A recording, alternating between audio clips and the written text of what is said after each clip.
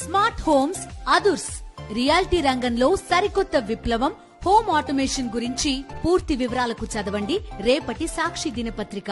కృష్ణా జిల్లా చల్లపల్లిలో టీడీపీకి చెందిన ఇసుక మాఫియా రెచ్చిపోయింది. నిమ్మగడ్డ గ్రామ సమీపంలోని కృష్ణానది పాయ నుంచి అక్రమంగా ఇసుక తరలిస్తున్నట్లు పోలీసులు గుర్తించారు. గత రాత్రి ఇసుక తరలింపును అడ్డుకున్న రెవెన్యూ సిబ్బంది పోలీసులపై దాడి చేసింది టీడీపీ ఇసుక మాఫియా. ఎస్ఐపై చేయి చేసుకోవటమే కాకుండా మెడలోని గోల్డ్ చైన్ను తెంచేశారు. దీంతో కేసును సీరియస్గా తీసుకున్న పోలీసులు ముగ్గురిని అరెస్టు చేశారు.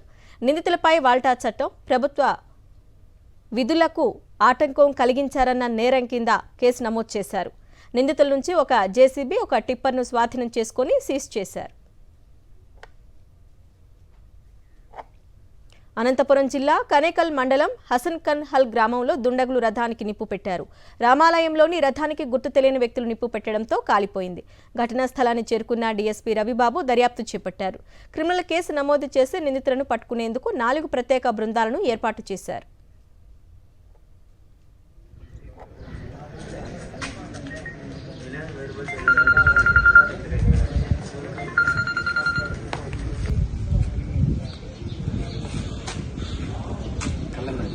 లేదు సార్, కన్నేకల్లో ఉంటారు.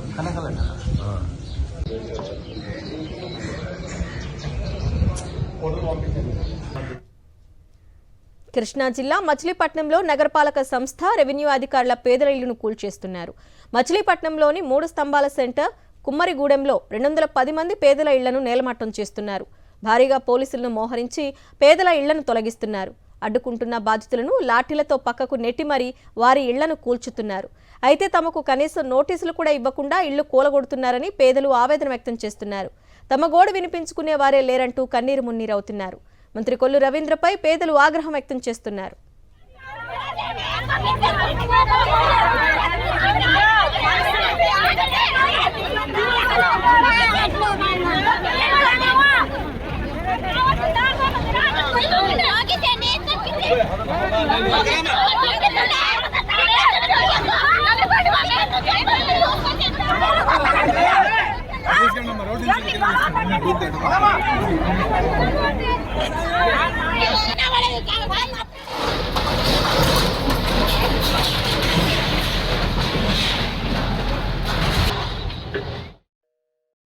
ఇచ్చారన్నా వేసుకున్నామన్నా. స్థలం మాదే స్థలం. ఇది ఎప్పుడో 1971లో ఇచ్చారు మాకు స్థలం.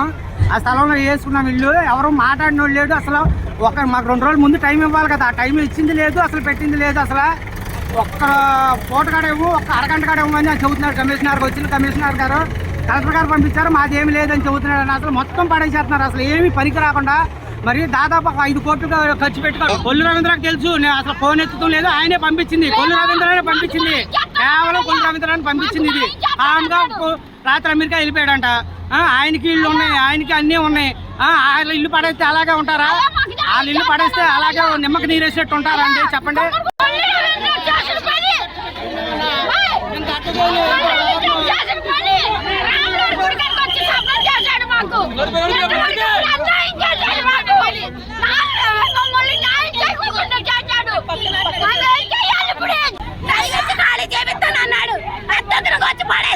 ఇప్పుడు ఏం చేయాలని మేము ఆయన వాగ్దానం ఇచ్చాడు. అక్కడ 2 చెట్టు